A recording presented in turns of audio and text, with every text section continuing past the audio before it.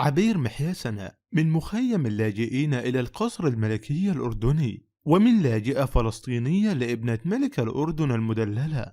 عبير محيسنة هي سيدة فلسطينية تبناها الملك الحسين ملك الأردن وزوجته الملكة عليا في سنة 1976، وذلك بعد أن قتلت والدتها الحقيقية في حادث تحطم طائرة سقطت على منزل ذويها في مخيم للاجئين الفلسطينيين في عمان. الخلفية والتعليم: تبنتها العائلة المالكة بعد الحادث المأساوي وعاشت في القصر الملكي. تلقت تعليمها في الولايات المتحدة حيث درست لفترة وجيزة في مدرسة جاريسون فورست. حصلت على درجة البكالوريوس في الآداب في التعليم الابتدائي من الجامعة الأمريكية.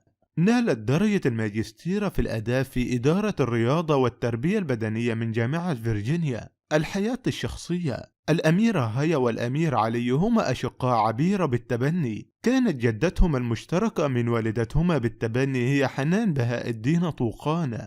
غادرت عبير القصر لاحقا لتختار حياة بعيدة عن التقاليد الملكية، ويعكس قرارها هذا رغبتها في الاستقلال والحفاظ على هويتها الشخصية. معلومات عن الملك الحسين بن طلال. الملك الحسين بن طلال هو ثالث ملوك المملكة الأردنية الهاشمية. النشأة والتعليم. المولد: ولد في عمان في 14 من نوفمبر لسنة 1935. هو الابن الأكبر للملك طلال بن عبد الله والملكة زينة الشرف. التعليم: تلقى تعليمه الابتدائي في عمان ثم في كلية فيكتوريا بالإسكندرية، وتخرج من أكاديمية ساندهرست العسكرية الملكية. تولي الحكم. الحادثة الفاصلة: في عام 1951 شهد اغتيال جده الملك عبد الله الأول في القدس، ونجا من الموت بفضل ميدالية عسكرية على صدره ردة الرصاصة.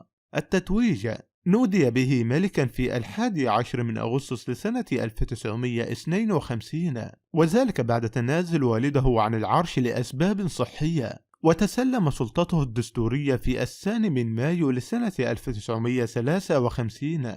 الوفاة: توفي في 7 من فبراير لسنة 1999 بعد صراع مع مرض السرطان، ووصفت جنازته بجنازة العصر لحضور قادة العالم من مختلف الأطراف.